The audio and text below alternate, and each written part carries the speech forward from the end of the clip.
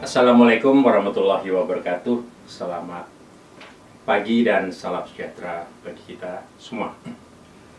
Mengawali uraian tentang strategi pembelajaran mata pelatihan berpikir kreatif dalam pelayanan, mohon izin saya memperkenalkan diri. Saya Ismugiono, Widaiswara Ahli Utama, Pusdiklat SDM LHK, Kementerian Lingkungan Hidup dan Kehutanan. Dalam pembelajaran selalu ada 3 hal.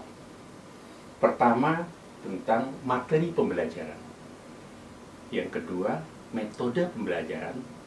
Dan yang ketiga, tentang media pembelajaran.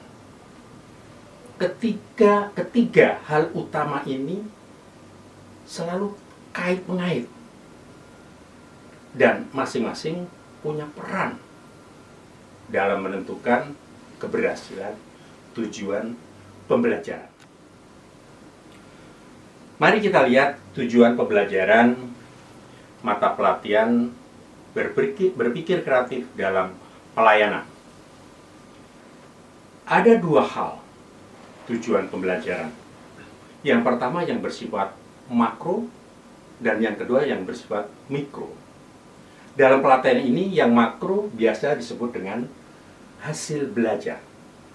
Secara lengkap bisa kita lihat di sini bahwa peserta diharapkan mampu berpikir kreatif dan membuat rancangan inovasi dalam pelayanan publik.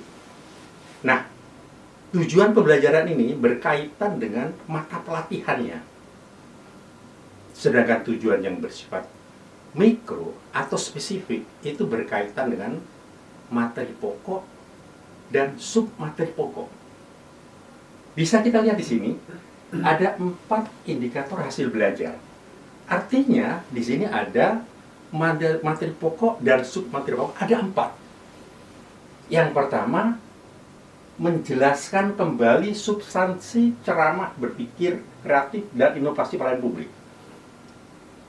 Yang kedua, mempraktekkan teknik-teknik berpikir kreatif dalam menghasilkan gagasan inovasi.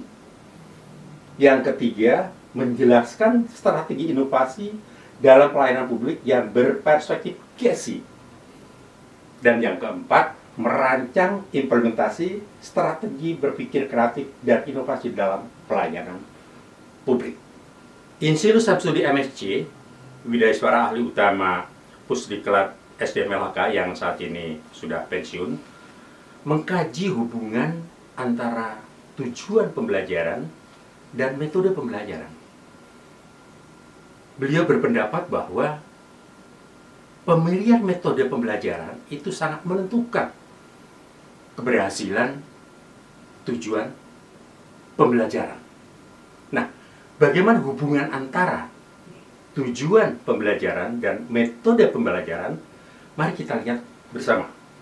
Apabila tujuan pembelajaran itu hanya dimaksudkan untuk memberitahu atau memberi informasi untuk pengetahuan begitu, itu metode pembelajarannya bisa dilakukan secara ceramah atau tanya jawab.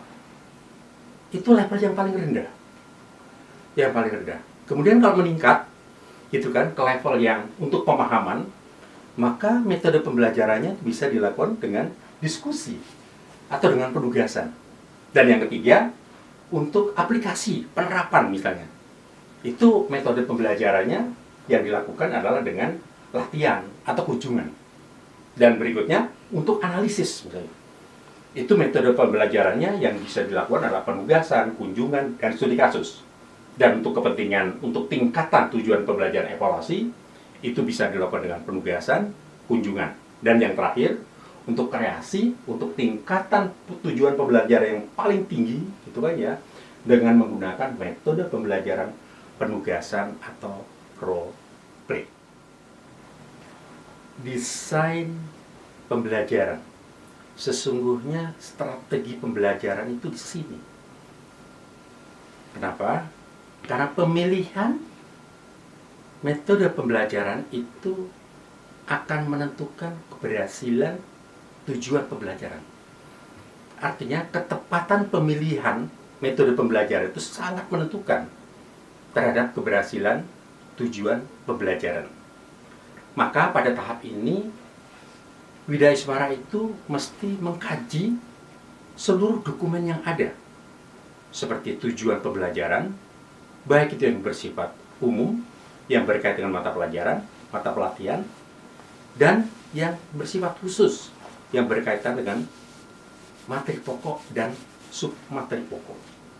Dari kajian inilah yang akan menurunkan, yang akan menghasilkan ketepatan pemilihan metode pembelajaran, apakah itu ceramah, tanya jawab, diskusi, studi kasus, atau yang lainnya. Dari metode pembelajaran ini juga nantinya akan menurunkan atau mengait kepada media pembelajarannya. Apakah menggunakan audio visual, atau video, atau tabel, grafik, bagan, peta, dan lain sebagainya. Tahapan ini sebenarnya yang bisa kita katakan sebagai strategi, karena akan menentukan, karena di tahap inilah kita akan menentukan pilihan metode pembelajaran. Dari kajian yang ada, bisa saya kemukakan bahwa mata pelatihan berpikir kreatif dalam pelayanan itu ada 18 JP.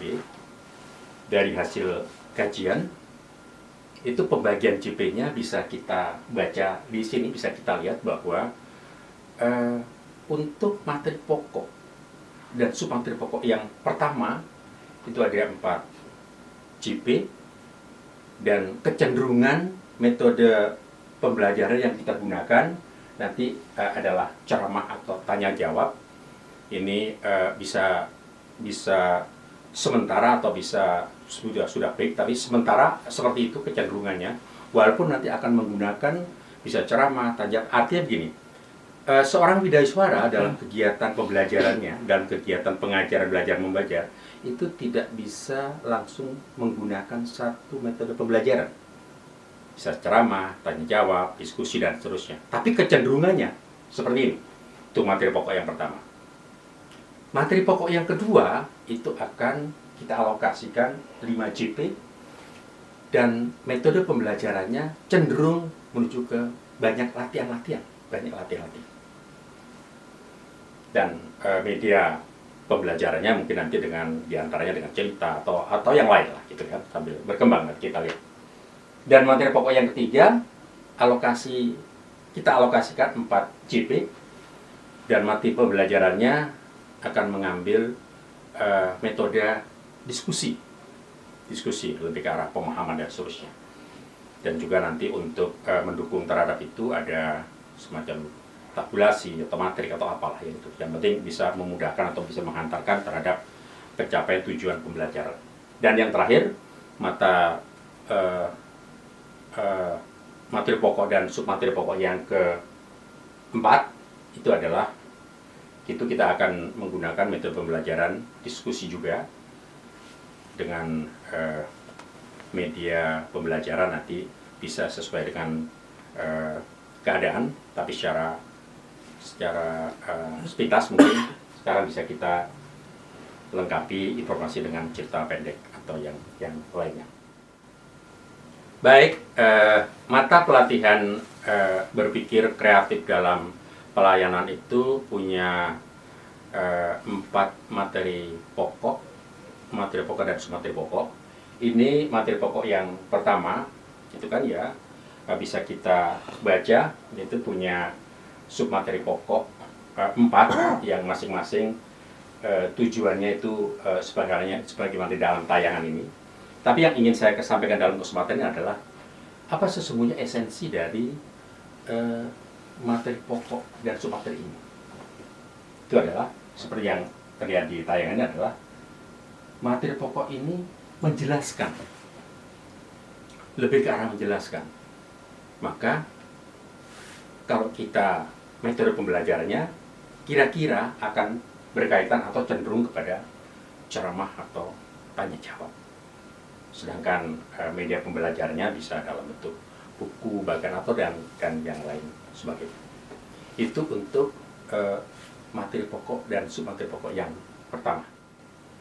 Materi pokok yang kedua adalah teknik-teknik berpikir kreatif dalam menghasilkan ide-ide kreatif dalam berinovasi, dan submateri pokok yang kedua berkaitan dengan pengertian dan pentingnya teknik berpikir kreatif dan teknik berpikir kreatif, kan ya? Nah, esensi dari materi pokok dan submateri pokok yang kedua ini, materi pembelajarannya atau tujuan pembelajarannya itu mempraktekkan.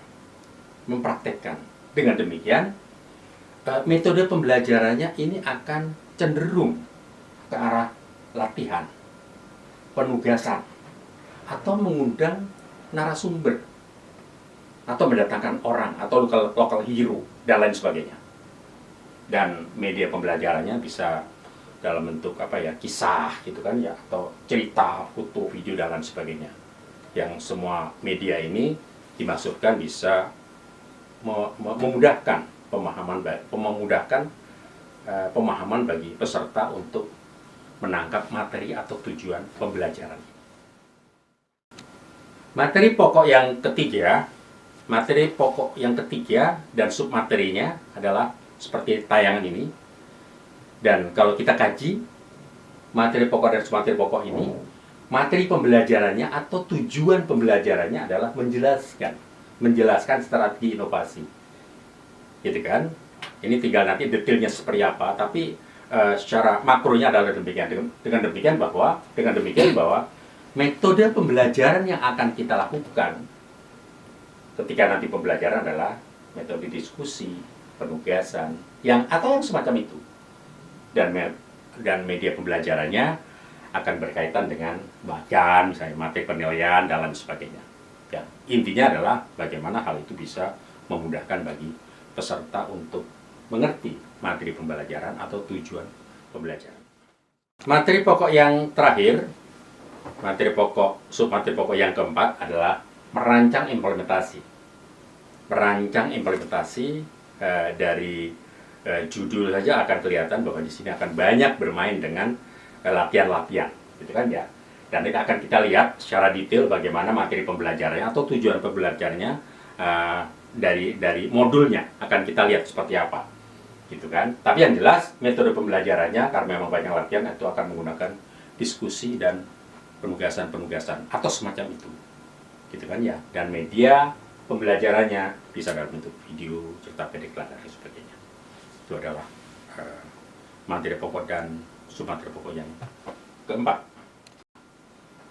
Demikian uraian strategi pembelajaran materi pelatihan berpikir kreatif dalam pelayanan. 3 hal yang harus diingat bahwa di dalam pembelajaran itu ada materi pembelajaran, metode pembelajaran, dan media pembelajaran. Dan yang penting adalah pemilihan metode pembelajaran itu sangat penting karena akan menentukan keberhasilan pembelajaran. Demikian, terima kasih.